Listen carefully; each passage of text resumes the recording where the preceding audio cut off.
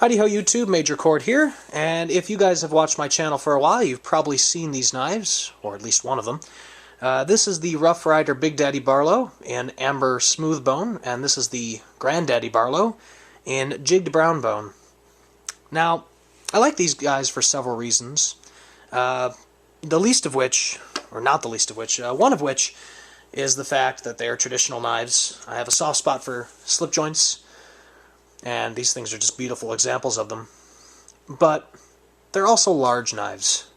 Now, I don't like large knives because they're intimidating or because I gotta show off the size of my package. No, I really like them because I have large hands and I like to have a hand-filling knife. But, you know, these guys really do that well, and they make wonderful EDC knives. But as a knife collector, it's nice when you can find a series of knives that you can collect and that are affordable. I know X-Acto really likes to collect his Enduras, and if I had the money to, I would too, but those knives are like 50 to 60 bucks a pop. So when I discovered that Rough Rider produces a series of these knives, I decided that I would really start to collect them.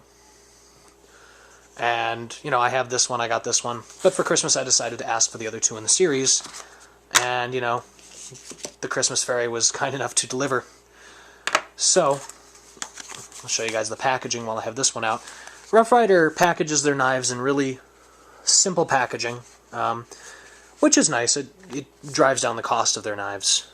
But there's just a short blurb on there about the Rough Rider regiment. I'm not going to read that to you. You can Wikipedia them to find out more, because this is not really that good of a description. But it's really just more about Teddy Roosevelt and the Rough Riders on each side and a product code, and it's a simple box. But it's nice packaging. So, the four knives in the series, you have the Granddaddy Barlow in the brown jigged bone, and you have three Big Daddy Barlows. You got the Amber Smooth Bone, the yellow composite handle, and the white smooth bone. And these are just beautiful knives. And the fact that you can find them for between $7 and $12 really makes them wonderful, affordable centerpieces for any slip joint collection, or just a knife collection in general. I mean, I carry these semi-regularly. If I decide to dress up, sometimes I'll just carry them for the hell of it. But honestly, these are like my, kind of like Cutlery Lover has his toothpick collection. These are my collection. There's only 4 of them, but I really take pride in having all 4 of them. And it wasn't an expensive collection to have. So I'll put on the Ghetto Macro, and actually I need to open, I'll do the Amber Bone, because the Amber Bone is probably my favorite.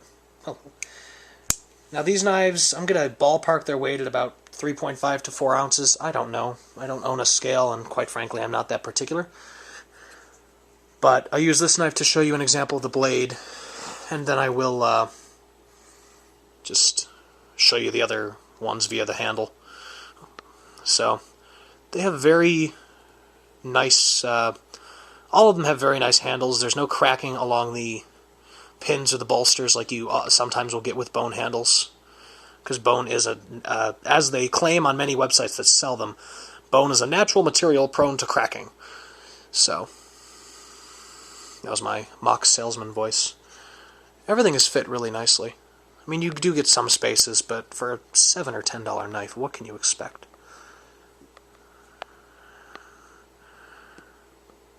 It's a really highly finished knife for the money. Got your Rough Rider tested sharp.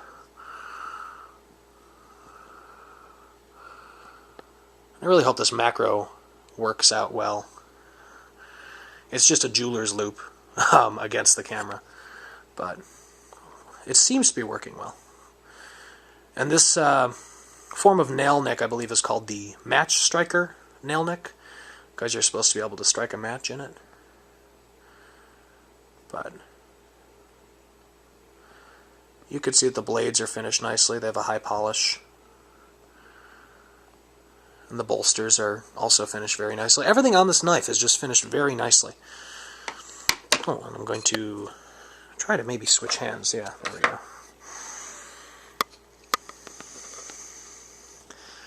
Got your white bone. This one's actually still really new in the package, so it's really reflective. I noticed the white bone has some specks of black in it, which I'm not the happiest with, but it's a natural material, so I will, live with it.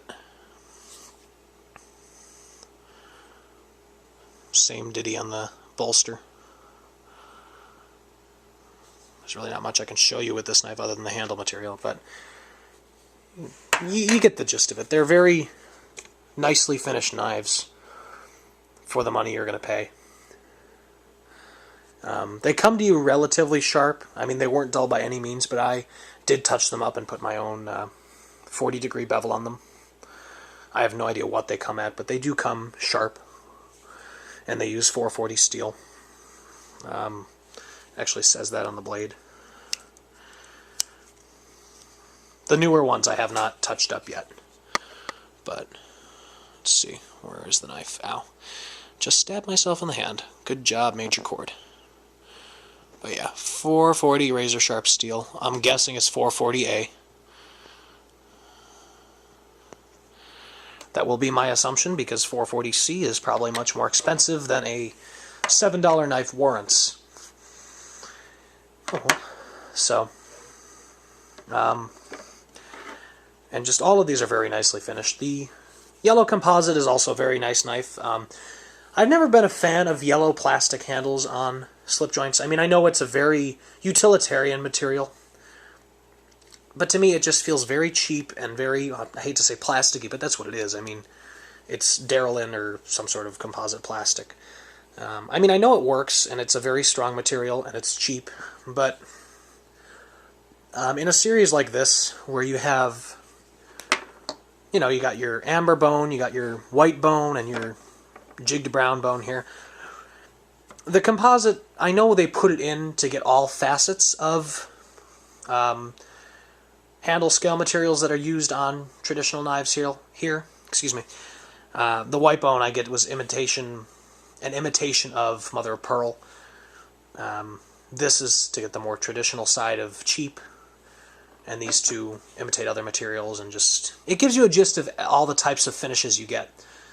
But I've just never been a fan of yellow composite handles, and that's just my take on things. But it's still a nicely finished knife, and I have a feeling that this one, and this one, since I've already been carrying it for a while, will probably see the most pocket time. Mainly because this one, I'm not really afraid to ding up. But even though they are slip joints, they are decently hard use. I mean, it takes a lot of effort to disengage this lock, or not lock, back spring. So, and even then, it does have a half stop. So your fingers are going to be well protected. And if you're not using your knife like a dumbass, you're not going to get cut. Go pick up a Boy Scout handbook and read it. It teaches you everything you need to know about knife safety. And this is coming from someone who was never a Boy Scout. I mean, I live with one, but I was never one, and I've taken a read through it, and it teaches you everything you need to know about basic knife safety. So, before I end the video, here's a quick size comparison with a Kershaw Leek, just so you can get that comparison down. But so they are very large knives. It has a 4-inch blade on it, but it's a very nice knife. And actually, I almost forgot to show you the sheath that I use. This I also showed off in a previous video. This was custom made for me by JRE Industries, and this is a leather pocket slip. Now, I'm not a fan of carrying on a belt sheath. Very rarely do I carry these knives in a belt sheath, but they will fit a belt sheath made for a 5-inch knife pretty well, like the type you can pick up at Smoky Mountain Knife Works or Amazon for like $2 to $3. The punched leather ones or Cordura nylon ones. They'll fit that just fine. But I definitely wanted a slip sheath just because it's classier. This one was made for me, as I said, by JRE Industries. Fits the knife beautifully. You know, it has good retention, so it's not going to fall out. I'm holding above where the knife sits in there. So it definitely is not going to fall out of there. I have to wiggle it up a bit to get it out. But the leather has over time formed to the knife. And the knives that JRE Industries makes these sheaths for are, I believe, GEC Custom knives. I'm not exactly sure what company that is. But they're rather expensive traditional style knives. And I was unaware of that when ordering. And then I realized it, and the guy had no problem, you know, talking it through with me and taking my order, because I realized that the knife that I had ordered the sheath for was about the same size as this. So I just said, hey, I know I'm ordering this for a knife that you don't stock, but this knife that you make it for is approximately the same size, and I gave him the measurements for this, and he said it would be no problem. So, I mean, he churned me out a very nice sheath, and, you know, what the hell? Playing around with my new macro? I will put this in it. You can see the stitching is well done. It's, you know, as far as I can tell, very high quality leather. There's a nice stamp there. And it's just a high quality piece of work. The edges are well rounded. And for this sheath and shipping total, I paid $15. So $10 for the sheath, $5 for shipping. And I'm really glad I did. Obviously it fits all 4 of these knives because they're identical. But if you're going to carry a knife like this, I really think a good sheath is needed, just because of the size. And personally, I don't like getting gunk in my back spring, because you can't take the knife apart, and it's a pain in the ass to clean out sand and gunk and lint and other stuff from the inside of your knife. So a good sheath to protect it is always advisable.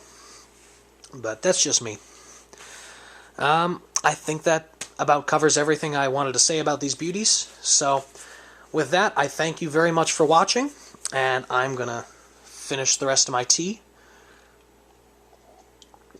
and hit the sack. Take care, guys.